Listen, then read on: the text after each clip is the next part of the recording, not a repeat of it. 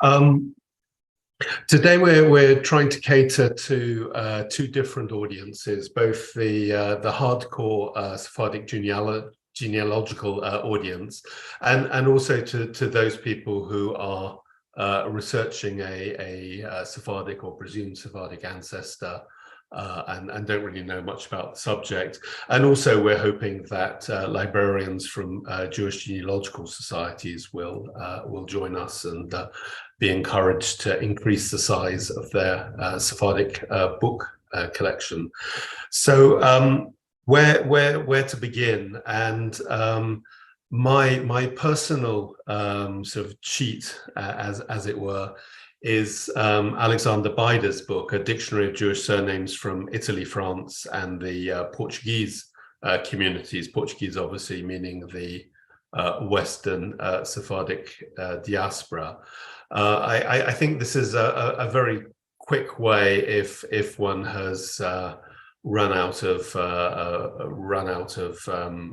possible avenues, or indeed one is just discovered a name that one is unfamiliar with. I mean, clearly in our own genealogy, we start with ourselves and go forward. But if we take a quick look inside, but before we do that, I just want to give a shout out to the Dictionary of Sephardic Surnames, which I've put on the left, which is an earlier published book and is also, I think, a fairly useful source. So if we are using Bider's book, if we look on the right, basically we have an index of names with a whole different variety of spellings, and just for ease, I've taken my own surname, although we can see there's a Moldola in there, because this tells us the name under which Bider will have put the entry he's using. So on the left we have a page of the book, and I've in the box we see the Mendoza entry. Now, to be clear, if you've got a name, if you find the name you're looking for in this book, it doesn't necessarily mean that you are related. So, for example, with the Mendozas here, there might be 2, 3, 4 different families that may not actually be related to each other. But, for example, most people might have the surname and be looking in, for example, London or Amsterdam, and Bider has organized his entries by city.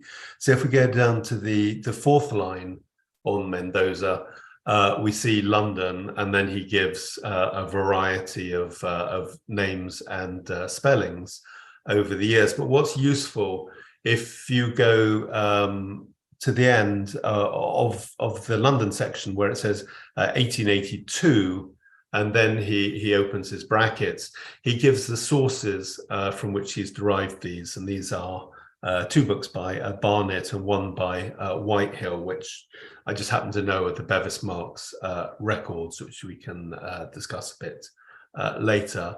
And go down 2 more lines, and we can see Amsterdam. And the same story there. If we just go to the end of the Amsterdam entry, we have TIM, which presumably is Truan in Morecambe, which is the book on Jewish marriages in Amsterdam, and ABPIC. I'm afraid I'm not quite sure what that is, but you go to the back and you can look it up. So the point with this is he's just given us probably the best sources for that particular family in London, and more or less for any other family, it's useful. It is not 100%, you know, it's a huge subject. He has probably made some errors. There are probably some omissions, but I think it's a very useful source, especially if you're coming completely new to the subject. So, Tom. Yes. This is my choice. I was looking for a book to present here, which gives a general overview of Sephardic history, and especially the Western Sephardic diaspora. To my astonishment, there is none in English. There are a few in French. One of them was written by Karsten L. Wilke, and he is an associate professor of Jewish thought and culture at the Central European University. He studied in Cologne, in Paris, and he taught in Heidelberg, Düsseldorf, Paris, and other places. His publications focus on Jewish-Christian relations, Iberian crypto-Judaism, and 19th century religious modernizations. What I like about him most is that he is preparing the work done by Israel Salvatore Reva, a professor in Paris in the 1950s and 60s, for publication. Reva gave college talks in Paris based on his research in the Inquisition files in Portugal. And for a professor in history, he was very much interested in genealogy. Now, Karsten Wilke has produced already 2 of his books. One is on a poet, and the other is on Uriel da Costa of Amsterdam. And these books are fascinating because they delve into the Inquisition archives, and they have all kinds of interesting stories. The subject of this book is the history of Portuguese Jews, for which no synthesis has been offered to the general public in English, as I said. And yet the story is, of course, unique and fascinating. We talk every week about it. But it's different from the Spanish neighbors, and it's marked by a diaspora that, on the one hand, consists of mostly Portuguese Jews, and on the other hand, they fragmented into many countries, adapting to local circumstances. And all in all, it was the earliest known global community. Wilke begins with a chapter on the history of the Jews that were already in Portugal during medieval times. And then he starts with the influx of Spanish Jews in 1492 to 1497. And he talks about their situation in Portugal. He talks about the tax authorities they had to face, and how the king and his officials tried to marginalize the Jews, culminating in the establishment of a Portuguese Inquisition in 1537. And then he describes the various diasporas from Portugal itself. He talks about Portuguese and the Ottoman Empire, about the emigration to Antwerp, and from there to India, and from the Portuguese to the Levant. That's the area around the Mediterranean Sea, about Italy, and then he goes on to Brazil, to Amsterdam, to Portugal, and he names all those Sephardic communities that established themselves in France, in Holland, in England, and in the New World. He also talks about Livorno, and he has a whole chapter on the Americas. and he talks about how they adapted themselves in the various countries. And the book ends with Portugal again, and it talks about the Portuguese community that exists in these days. Soon after the abolishment of the Inquisition, there were Moroccan Jews who established themselves in Portugal. And then over the years, several countries also made a contribution to Jews in Portugal. Also, Ashkenazim flooded in. And he also talks a little bit about Belmonte, the one of the few communities in Portugal that are recognized as crypto-Jewish.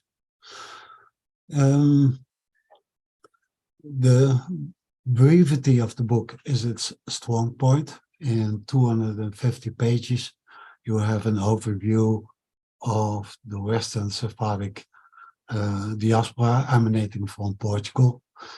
But its brevity is, of course, also frustrating. As soon as you want to know more, you have to go elsewhere. And so it's nice that the book has a little, as we call it, a reasoned bibliography of where you can find more information about the Western Sephardic diaspora that started from Portugal. And the book is concluded by an index. If you're looking for other books like it, you have to turn to other French books, notably by Elisabeth Ben-Bassa, who wrote Les Séfarades in 2 versions. And there was a Spanish book written for history students, written by Julia Leibman. And I'm of the opinion that one of these books needs translation into English, or someone would need to write the book himself. The pictures that it shows from the book is on the left the Biblia Ferrara, one of the most holy texts within Sephardic history, from the 16th century in Italy. And on the right is a page of Halapit. That's a magazine given out by the Porto community in Porto after the war. David? Thank you.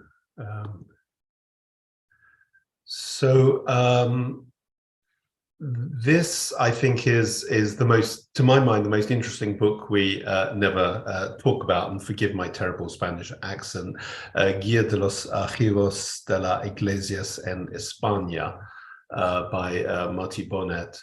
And this is the guide to the archives of the Church, of the Catholic Church in Spain. And this book is actually now available as a PDF, which you can download from the PARES website, the Spanish National Archives. And if you like, you can just do a search on Google and find it there. So why are Jewish genealogists, or why should Jewish genealogists be interested in the archives of the Catholic Church? And I think the reason is very simple, that over the last few years, we have got to the position where it gets much more commonplace that we can research back to Spain and Portugal, which we couldn't do previously. And we've generally been sort of satisfied by saying, well, this was the point of departure from the Iberian Peninsula, but I think we can do much more. And I just want to give 3 examples. So this is from the Amsterdam civil marriage bans. It's actually sort of met a couple of members of my own family.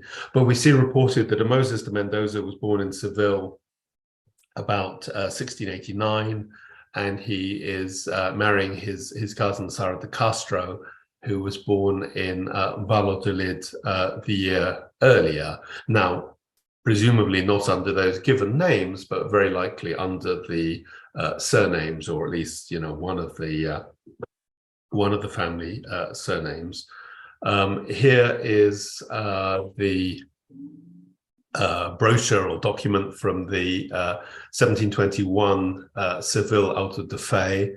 I've highlighted a couple, Gaspar Manuel Cabello and his wife Isabel Maria de Paz, and we can work out when they were born, and we are told where they were born. So that is another point for us.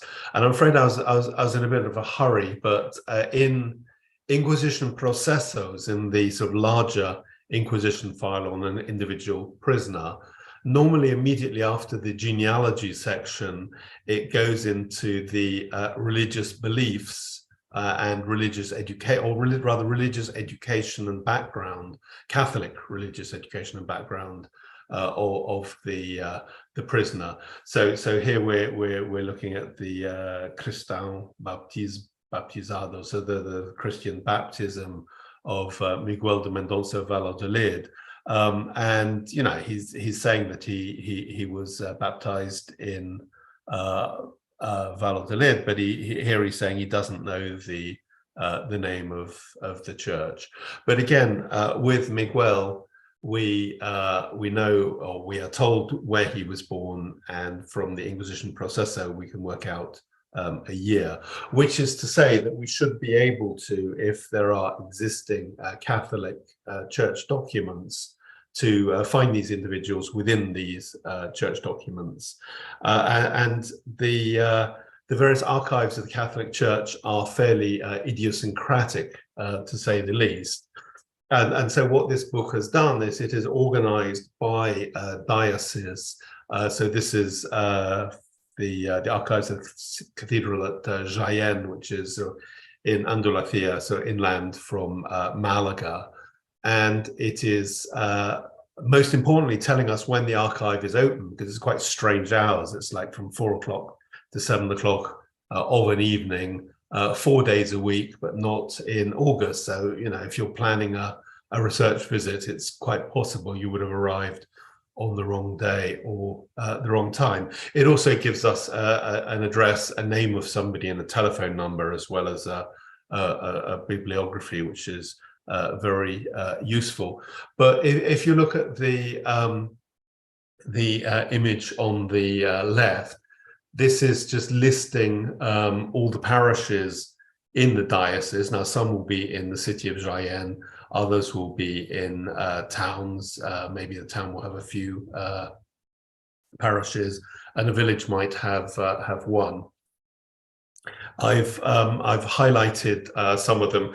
If you look along the top, you can see indications for the earliest records for baptisms, confirmations, marriages, deaths. And I'm afraid I have no idea what fabrica means. Perhaps somebody can help me with that. But I've highlighted the parish of San Lorenzo in Jaén, which is where my own ancestor was baptized. The baptismal record actually was found not by me, by Matthew Huvius, who's a genealogist working out of Madrid. And it's very possible, we didn't actually look for his parents' marriage certificate. It's quite possible his parents were married in the same city. So the point I'm making is that it should now be possible not just to find a point of departure within Spain, and of course in Portugal as well, but Spain has traditionally been more difficult, but ideally to trace back a generation, and just tracing that one generation, of course, might take the family back to Portugal. So I think this is an extremely useful resource. Now, of course, almost none of these records are digitized as of yet, but just know that we can find out if an archive or if a record might exist. So just because in San Lorenzo we have baptisms back to 1524, doesn't necessarily mean that has a baptism for every year, but at least we have something to be going with, and we know where to go for questions. So I think this is an extremely valuable resource, and perhaps one we generally don't talk about. Yes, if I may comment, Fabrica literally has to do with the church as a building, but over the years it took on the broader meaning of management of the building, of its personnel, etc., etc. Thank you. No library about Sephardic history and genealogy will be complete without a book about the Inquisition. This is a book by Francisco Betancourt, who holds the Charles Boxer Chair at King's College London. He wrote his book in French in 1995, L'Inquisition à l'époque moderne. And luckily it was translated in 2009. So it's relatively recent, and it also has been enlarged and expanded from the 1995 edition with a better introduction, with a discussion of developments in the study of different inquisitions and rival approaches covering the years from 1995 to 2009. And he incorporated recent studies in his footnotes and bibliography. He knows a lot about the Spanish Inquisition, but he has also drawn on archival sources of some Italian tribunals and from the Portuguese Inquisition to illuminate his comparative study, because that's what it is. He compares early modern inquisitions across countries, and the outcome is impressive. He concentrates more on institutional structures and on the way it operated within the wider society, and he has somewhat less attention for the victims of the Inquisition. The book is densely packed and not an easy read. Mostly I use it if I have to look up something. But for that, it's a good book, and it provides clues to other studies. So he talks about rights and etiquette, organizational forms, strategies of action. He examines the organization of the Inquisition, its appointments, edicts, inquisitorial visits, sentences, and he has a very great chapter on auto da fés.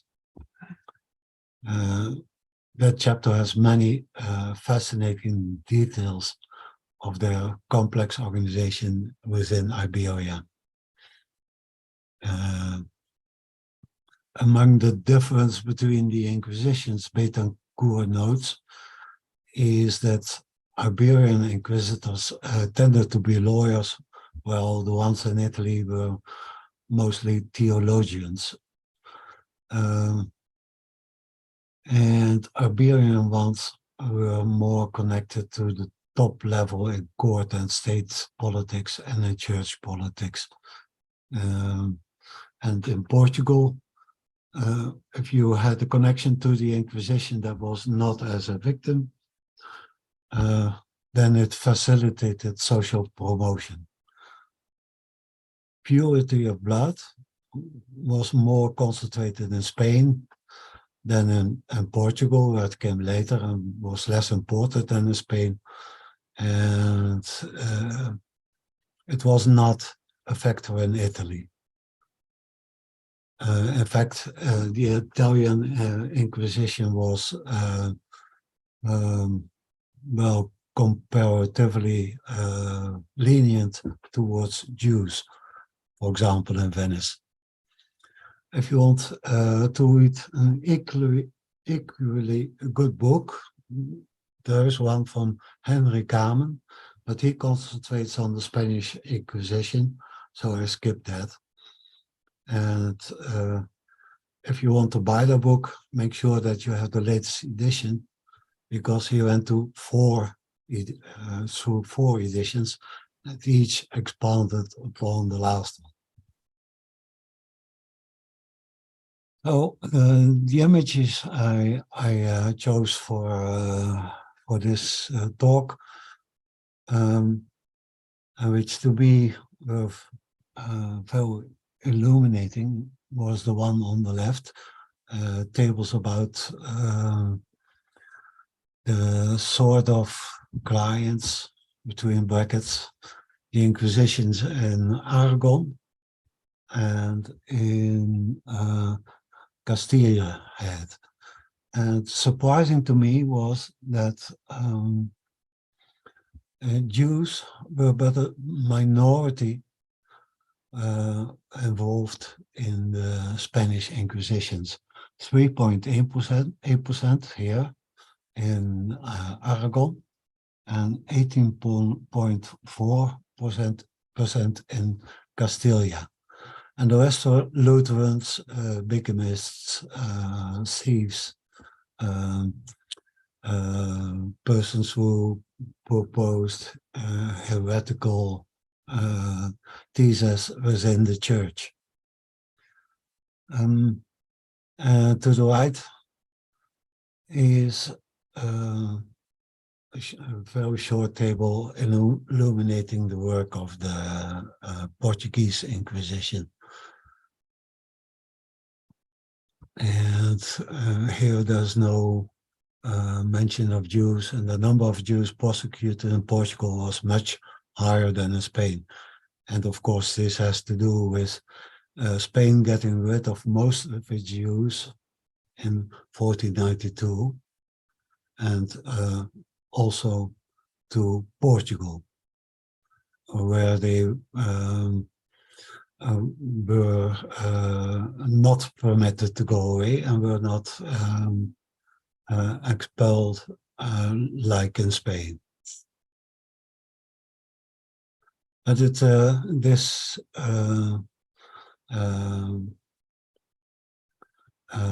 table also shows you how many people were submitted to capital punishment. And here there's the total in Lisbon, 811 out of 9,700 and something, which amounts to a percentage of less than 10%. So the Inquisition was less murderous than we are inclined to think.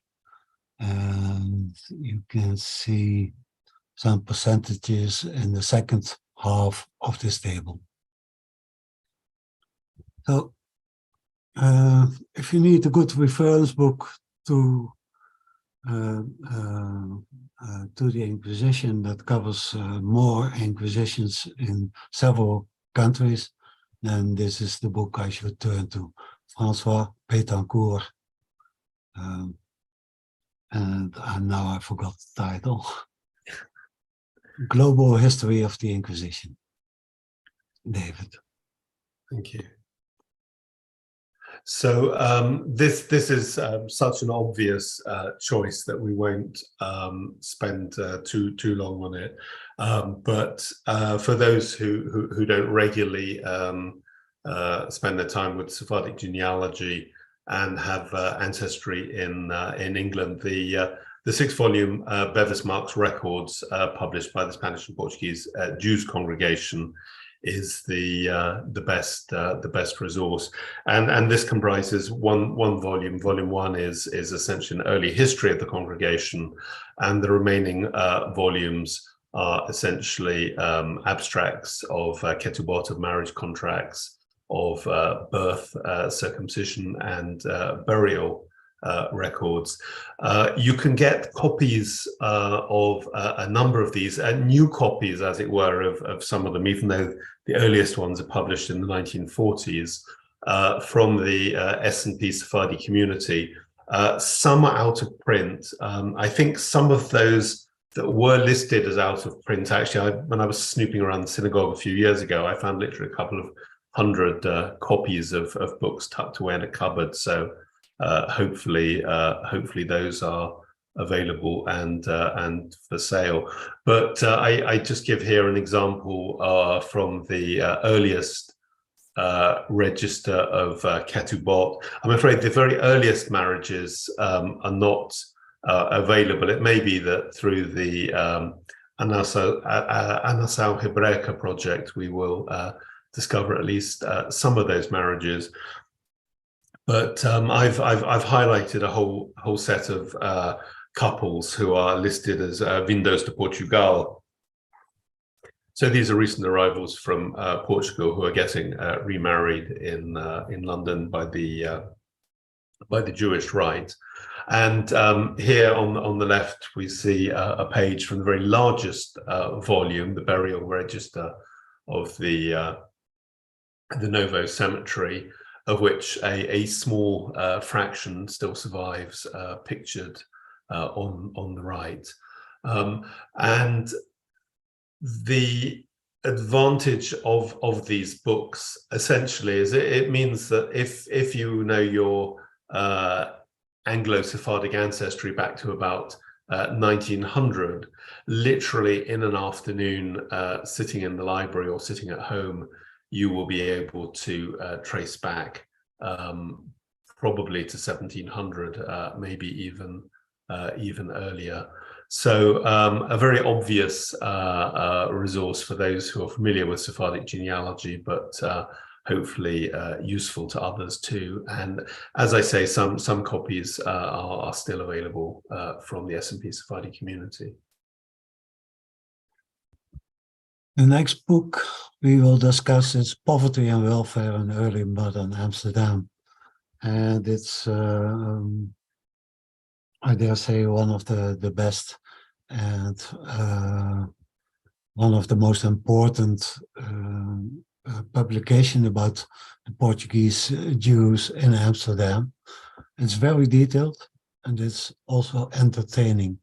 It's an examination of the social and economic conditions of the Portuguese Jewish community in Amsterdam during the 17th and 18th century. Early modern Amsterdam was prosperous, known for its relative tolerance, and many people hoping for a better future away from persecution chose to make a new life there. And there were many conversos and Jews from many countries among them, attracted by the reputed wealth and benevolence of the Portuguese Jews who had settled there. Tirzi Levi-Bernfeld, however, shows that behind that facade of prosperity, there was a lot of poverty going on. And some tables in her book illustrate that, and you get the feeling that half of the population paid so that the other half of the Portuguese Jews could survive. It was very much on the mind of the leadership of the Portuguese Jewish community from the very beginning, and it influenced its policy on admitting newcomers. First, they after welcoming Ashkenazim in the beginning, they started to shut them off from the poorly from its own community, arguing that they had enough to do with the own poor. And This book looks at poverty and welfare from the perspective of both those who gave money and those who received it. The book analyzes benefactors' motives for philanthropy and charts its dimensions. And it also examines the decision-making processes of the Portuguese Jewish community and private benefactors. At the same time, the book succeeds in bringing the poor to life, sometimes from just little brief notes in which sometimes tells a life story in 3 or 4 sentences. And it offers a look at the survival strategies they were offered by work, education, charity. It also addresses the related question of social mobility and the motivation of the poor for joining the Amsterdam Portuguese Jewish community. And finally, there's a small but active group of Sephardic bandits who form their own clandestine networks. This is also treated in the book. Special attention is paid to poor women who are often singled out for relief.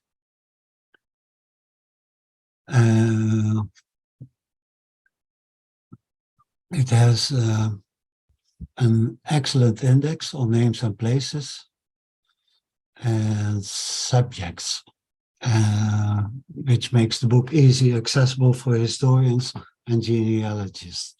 There's an extensive glossary. There are many footnotes which take up about half of the pages in the book. There are tables, there are case studies, there are attachments. If you have ancestors from Amsterdam, chances are you are bound to find tidbits of their history, plus indications of where to look further for their history. And as I said, half of the population was poor. Normally, you would not find many details about their lives, but the Amsterdam archives make it possible, and Tirza Levi-Berenfeld shows you how to do that research. I love this book for its wealth of detail, for the many names it mentions. And in the end, Tirza Levi-Berenfeld concludes that the system failed. In economic downturn of the Dutch economy in the 18th century prevented that everyone could be fed, housed, or cared for. To the left is an example of a page of footnotes. I like that on the top it says notes to pages 118 to 119, so that you know where you must look in the book itself to find the corresponding text.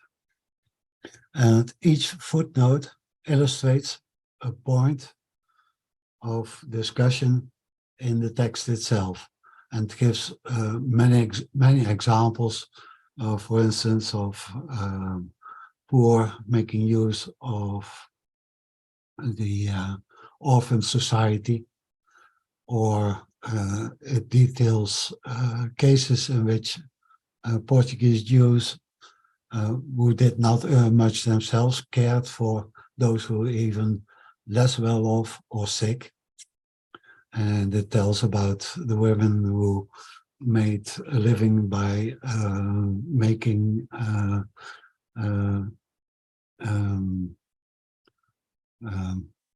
these sheets meant to bury the dead in. I mentioned mobility, and she has one very striking table that shows families receiving money from the community to emigrate. We call them despachos. But they were not just shipped off. They received some money to go elsewhere and to establish a life elsewhere. They were only sent to recognized Sephardic communities in France, Italy, the New World, North Africa, further away, Hamburg, London, and very few were sent to Poland, and none to other countries where Ashkenazic communities were the norm. Next. Next is your turn again, David. I'm sorry? It's your turn again. Thank you. Alain Neja, indeed, like several of the authors of the other books, have been speakers, and you can find their talks on the Sephardic Genealogy channel on YouTube.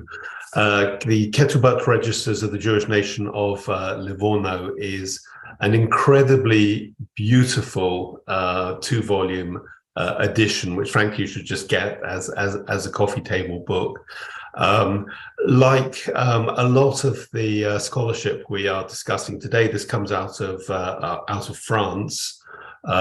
This is by Alain Neja, Gilles Boulou, Liliane Neja, and Raphael Attias. And Livorno obviously was one of the most important congregations within the Western Sephardic diaspora, and one on which the general researcher doesn't really have very much information.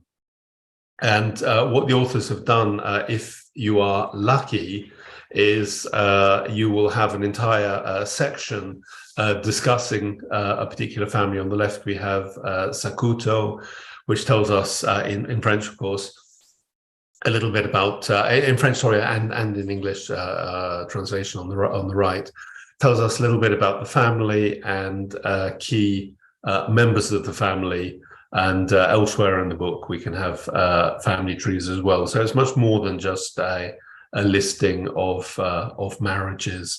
And this can be bought from the Cercle de Genealogie Juif, the French Jewish Genealogical Society, and is very, very highly recommended. As I say, it's an excellent piece of work, and I would suggest the most beautiful book produced on Sephardic genealogy. And actually, some of the same authors also produced a book on the community in Tunis, and just generally obviously for English language books on Jewish genealogy. So Avatenu is the big publisher. The Cercle de Genealogie Juif is very, very good on, especially on Mediterranean countries, and we certainly hope to have more speakers from them in the future. Here, I've on the left is just a sample page from the book. And we see I've in the box got the marriage between Angelo Del Monte and Sarah Cohen, and it tells us, when they were married, who their fathers were, who the witnesses were, and so forth. So it's very useful, solid genealogy. Of course, there is more you can dig out of the archives in Tuscany in Italy, but this is an incredibly good, useful, and frankly easy way to start. Gérard Nahon was a Jewish scholar and historian born in Paris to a family that came from Algeria in the 1920s. He studied philosophy, history, and Hebrew at the Sorbonne, and at the Centre National de la Recherche Scientifique. He developed a research devoted to French Jewish history, which he directed until 1992. He served from 1980 to 1996 as editor of the Revue des Études Juives, which is a general magazine on Jewish history, but has in itself a lot of publications about Sephardic Jews. Among others, he studied under Israel Salvador Reva, whom we mentioned before. And like Reva, Nahon was someone who liked to research in archives and did so to the point of exhaustion. Yeah. He devoted a large part of his studies to the scholarly edition of sources and documents.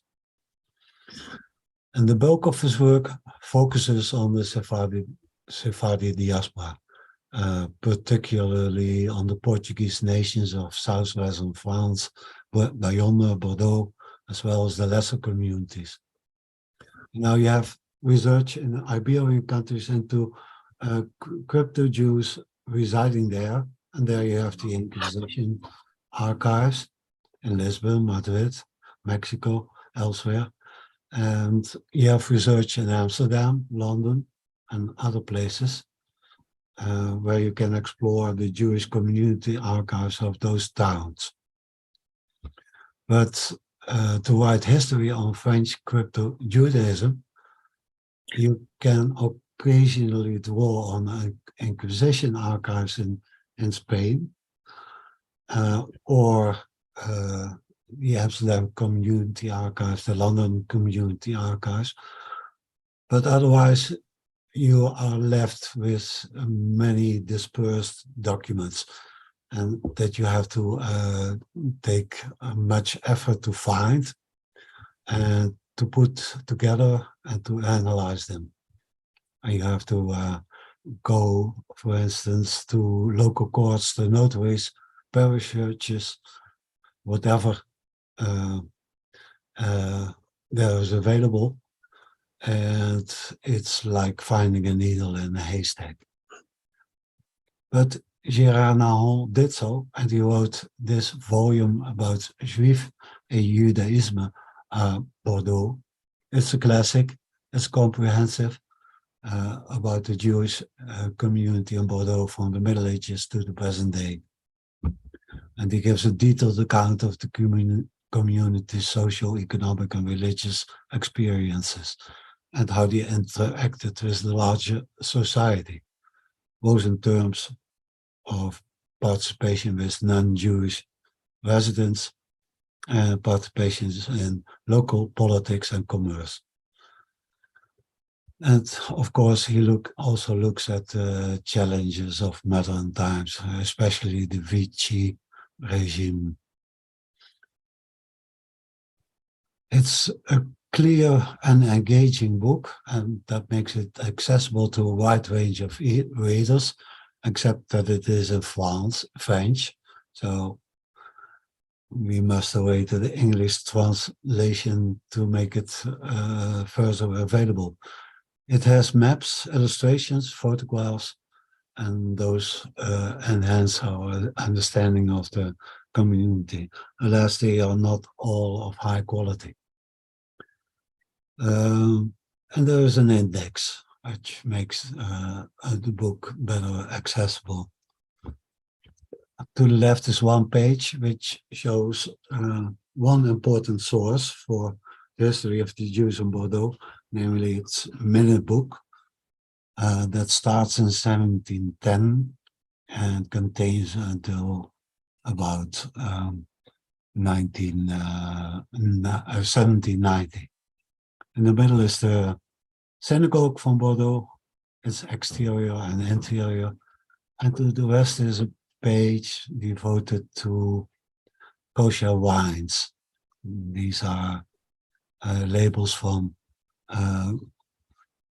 kosher wines bottled in the vicinity of Bordeaux. David? So this is a book not in French, but unfortunately it's in German, which I think for a lot of us is a little bit more difficult. The Biographische Lexikon der Hamburger Sepharden, die Grabenschriften der Portuguese Friedhof an der Königstraße in Hamburg-Altona by Michael Studemund Halevi. Hamburg is one of the most important and indeed one of the earliest Western Sephardic communities, and we don't really have very much on it. So what Studemund Halevi has done essentially is to index the community cemetery. And on the left, we see a page of the book. I've highlighted on the right part of the section on Sarah Levy Flores, who has an epitaph both in Hebrew and in Portuguese. It tells us that she was married to Abraham Alevi Flores and other information. It's useful because quite often, you know, when people were in Amsterdam and then weren't there, we can sometimes find them in Hamburg, and same story for London. Hopefully, as we go forward over the years, we're going to get much more information on Hamburg. But currently, this is the best available text. I should say I actually tried to buy a copy. It's ridiculously expensive, but we'll discuss a bit later how to find some of these books. I'm afraid really that there's not very much more to be said on it, but I think that's the key book for researching the Hamburg Altona community. The next book was written by David de Sola Paul. He was the leading 20th century Sephardic rabbi in the United States, a scholar, author, and civic leader, and a world leader of Judaism. Portraits Etched in Stone is like the book that David discussed just now, a book that takes the cemetery as its starting point. It has epitaphs of people who were buried in the Jewish cemeteries of New York City. It has a history of those burial grounds, and it discusses all of the tombstones up to a certain point. And then each tombstone is described, the epitaphs are translated into English, and then they are followed by detailed biographical sketches. And the book provides a vivid portrait of the Sephardic Jews living in New York, highlighting their accomplishments and legacies, and the contributions by those individuals to the development of that community. There's a wide range of figures, rabbis, merchants, chazans, but also persons who are less well off. And there are some three genealogical tables in the book, one about the family Gomez, one about the family Mendes Seixas, and one about the family Pardo, which is in the next slide. And like all other family trees of the Pardos that I've seen, this one has a few mistakes. And I hope that I will be allowed to give a speech at the London conference showing some more light on this important family. I chose this book above the book with tombstones from Curaçao, which is also very important, by Isaac and Emmanuel, because this one is much less well known. And also there's not a whole world of books written about the New York community like there is about Amsterdam or London or Curaçao. So this is a good starting point if you want to do genealogy from Sephardic people living in New York. You get a biographical sketch and the text of the tombstone, a translation of that text. In other words, it's very valuable if you have ancestors in New York. And also it's a bit forgotten. And that maybe has to do with the old-fashioned language. If you read it, you feel like you have to slow down to catch up with the author. He has very large and long sentences that keep winding on. But he did an important work, and for those long winding sentences, he is forgiven. An important book, out of print, so only available in the library near you. David. So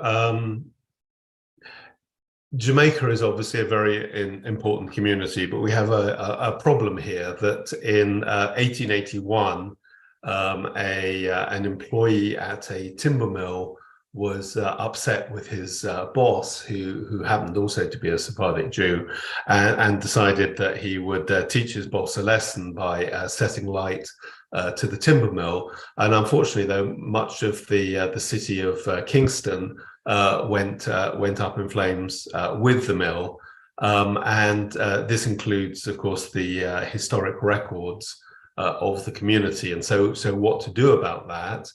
And Stan Mervis, who of course has also spoken to our group, has produced this spectacularly useful book, The Jews of 18th Century Jamaica, where essentially he starts with the wills left by that community, the surviving wills, and has recreated the world that was there, has been able to put back together some family trees and just generally give us insights into the families living in Jamaica in the period before the fire. And I just think this is just a very, very clever piece of research, and very well done, and very useful, and it shows that when we have some kind of a gap in our knowledge, there are often clever ways to work around it. I have a copy of the book. Unfortunately, like most of my life at the moment is in boxes, so I haven't been able to make any illustrations from it, but it's a recent publication, and it is available on Amazon and presumably from all bookshops. A very, very useful book, a very, very well done piece of work, I think. We go to Suriname. The book Remnant Stones by Rachel Frankel and Aviva Ben-Ur, both of whom have spoken on Sephardic World before. Aviva about Suriname and the slave society there, and Rachel Frankel about cemeteries on Jamaica. They wrote this imposing book registering all or nearly all of the older cemeteries of Suriname, Jewish cemeteries. And they surveyed these cemeteries circa 2000. And they give a description of each grave. They give the epitaphs complete. Many stones are represented with a photograph, and there are nearly 450 pages with Sephardic graves and nearly 140 with Ashkenazi graves. Those are not all the people that were buried in Suriname in those cemeteries, because a lot of stones got lost, or maybe there was a wooden stone or marker on the grave. The book focuses on the epitaphs, and these provide a window into the community's beliefs, values, and culture. They analyze each epitaph, providing historical context and interpretation to help readers understand the meanings and the significance of the inscriptions. They also explore the broader social and historical context in which the community lived, including the legacy of slavery, the influence of Sephardic and Ashkenazi traditions, and the impact of colonialism. There's a small book with nearly the same title, which has 4 essays, and therefore is called Renaissance Essays. And as an extra, it has an inventory of the Creole cemetery. Now, indexes on poetic verses, on place names, on occupations, on iconic images, and these are then explained. Bible verses on the stones are identified in side notes, and these side notes also have references to archives and or literature. It's a blockbuster of a book. It's very careful, researched, and insightful. And it's an important contribution to our knowledge about the Suriname community. This is what the page looks like. You see an epitaph, you see this translation. There are side notes to the left and to the right. And in the margins in the left and in the right are also photographs of these, of some of the gravestones. The next page shows some photographs of that occupy a full page in the book because they have special significance or are simply beautiful. So that's it about Suriname. The book is very expensive.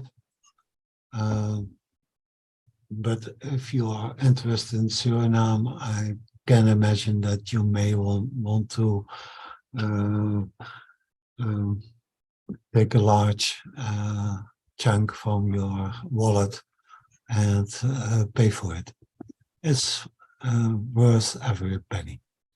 An index to the names you find in these books have been published by Adam Brown on Avotaino. So you can see before if the names you are interested in are available in this book, and if that might induce you to buy it. And like I said, many gravestones have disappeared, but in the burial registers of Suriname, many more burials have been recorded. I believe Kevin Martin produced an index to them based on an earlier index. And over to you, David. So this perhaps is a more emotional choice than a practical choice, because the late Mathilde Daga was really one of the people who was foundational in getting serious Sephardic genealogy going. And she wrote a guidebook for Sephardic and Oriental genealogical sources in Israel with Yitzhak Kerem. This book is a bit of a, I think Americans would call it a grab bag, just a mix of lots of different things, but can sometimes be extremely useful for some countries and others pretty irrelevant, and it's maybe a little bit out of date. I mean, maybe you're better going now to the Central Archives, the history of the Jewish people. But as I say, it's an emotional choice. Matilda was very kind to me when I was just getting going. And so on the left, we see, one of the contents pages. Of course, this is not Western Sephardic. This is Sephardic and Oriental, meaning anything more or less not Ashkenazi. But say on the right, just as an example, if you happen to be studying the Saltiel family of Hamburg, there's an archive sitting there in Israel, which you probably wouldn't expect to find, as you probably would expect. Essentially sources are very good on more modern history and on Holocaust, and essentially a lot of archives that have been physically brought to Israel get picked up here. So I think useful and worth a quick check, but perhaps more of an emotional choice, and perhaps also more useful for Megorashi communities in North Africa, and so Eastern Ottoman Sephardic communities, as well as other Jewish communities. But it would be a great shame to leave Matilda Taka out, given that she's done so much foundational work for us.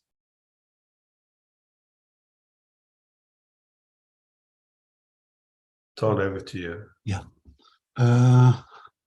I will be short about this book because we are running out of time.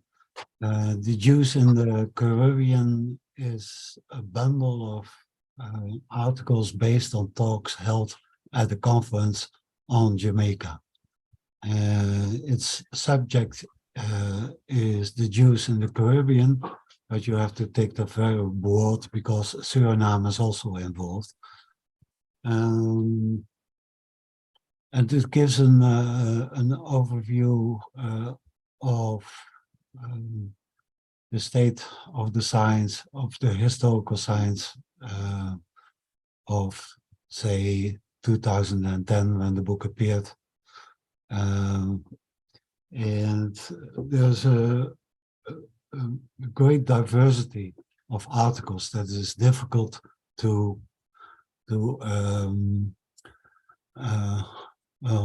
give in an abstract. 4 of the contributors, Jessica Reutman, Aviva Ben-Ur, Rachel Frankel, Stan Mervis, all participated in talks on Sephardic world, as well as Ainsley Cohen Henriquez, who was more or less responsible for the fact that this book was able to appear. There was also praise for Stanley Mervis, who did much of the organizing. The book begins by examining the Spanish Inquisition and how that led to the settlement of Jews in the Caribbean. There are articles about cultural practices, religious practices of Caribbean Jews, about the relationship between the Caribbean Jews and the larger colonial powers, including British, Dutch, and Spanish, but alas, not Danish and not French. And chapters on Daniel Lopez Laguna, and there are some beautiful illustrations from the artist Mendes Belisario. And these are in high color and high quality color. Within the book itself, you find functional black and white illustrations, and there is an index. And the next page shows the same lady dressed in black. She may or may not have been Jewish, To the left is Isaac Lopez of Jamaica. And that's it as far as books are concerned, and David will tell you how to find these books. Yes, I think a lot of people already know World Cat, but if you don't, it is incredibly useful because it will tell you where there is a library, hopefully near you, that has a book. I mean, obviously, if you want to buy it, there's Amazon and various other places. There is, if you want to find a secondhand book, Abe Books, and I think you can also search through Google. But WorldCat is incredibly useful, and especially I'm sure probably most of our Australian viewers are currently asleep. But when they watch this, it's fairly common for researchers in Australia to say, well, they just can't get access to the books. But very often, somewhere in a library in New South Wales or Victoria, they have these. And of course, the same is true in Europe and North America. So don't worry if you haven't decided not to buy it. You can probably get access through an interlibrary loan or some such. So that was a fairly well, actually took much longer than we thought, but a canter through a number of books that we thought were of particular use. If anybody has suggestions for sources that we've missed, please, this is the moment to tell us. I'm afraid we haven't been watching the chat as we've been going through, as we've both been talking, but let us open up if anyone has any suggestions or comments. Richard, you have your hand up if you want to speak. Yes, good evening. A very interesting book I've got is it's called Hebrews of the Portuguese Nation by Miriam Bowden, subtitled Conversos and Community in Early Modern Amsterdam. I found it actually in the Jewish Museum in Philadelphia, their bookshop. So I'm not sure if it's available over this side of the pond, but it gives how the early immigrants escaping the Inquisition arrived in Amsterdam. A lot of information on some of the families there, with some interesting tables as well. So it's certainly one I would recommend. I'll put it in the chat as well.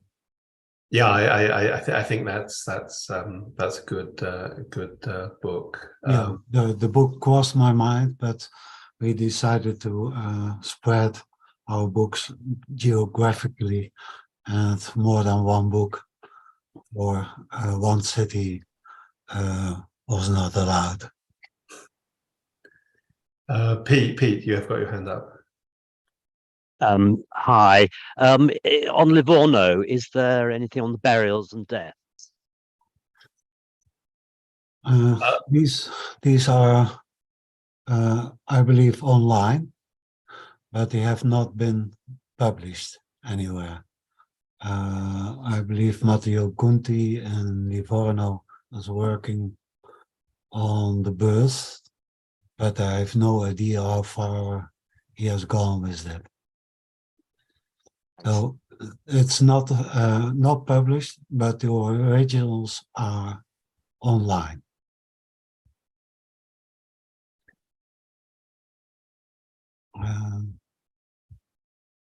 Thank you. I'll just see if we have any suggestions or comments on YouTube. We've already, I'm afraid we like the sound of our voices too much. We sort of went on too long.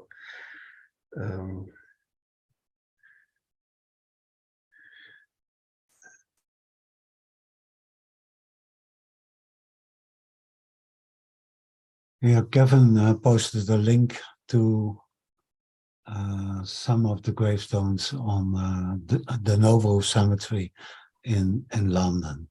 Thank you for that. And on YouTube, Shalom has mentioned a book called The Forgotten Diaspora, Jewish Communities in West Africa and the Making of the Atlantic World by José de Silva Horta and Peter Mark.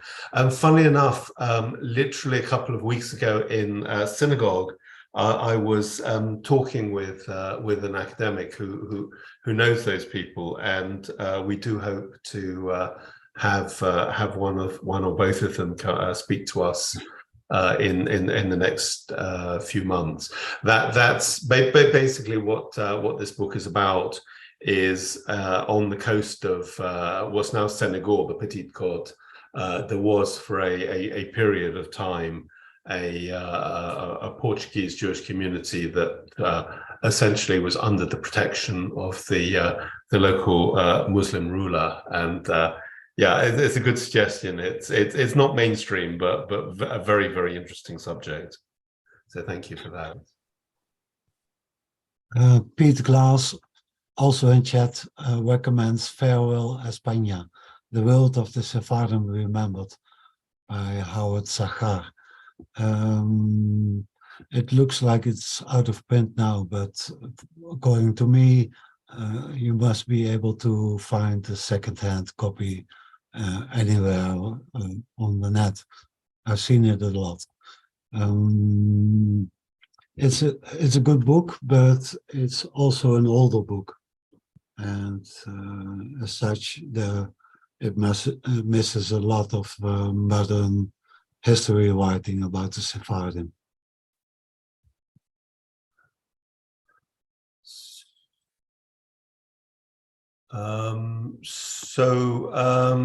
Shall we?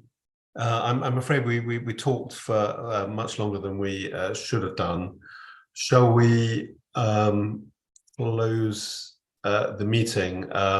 Beyond saying, next week we have Professor Ron Hasner talking, and he recently wrote a book entitled "Torture and the Inquisition," and so we shall be discussing that next week, which is not a subject we've ever spoken about before. So I think we must again apologize to our viewers on the American continent, because we forgot your clocks had gone back. It's very strange that Europe and America can't work out to do it on the same day, but nevertheless, apologies for that. And Ton, would you like to close the meeting? Yes. One last remark by René David Levi Maduro. He missed the two books of Rabbi Emmanuel and his wife Susanna. I'm very sorry that he left it out. It crossed our minds, but we already had a long list, and this book is absolutely well known, and alas, it has sold out. It's time for a reprint, I should say, or maybe it can reappear as an ebook.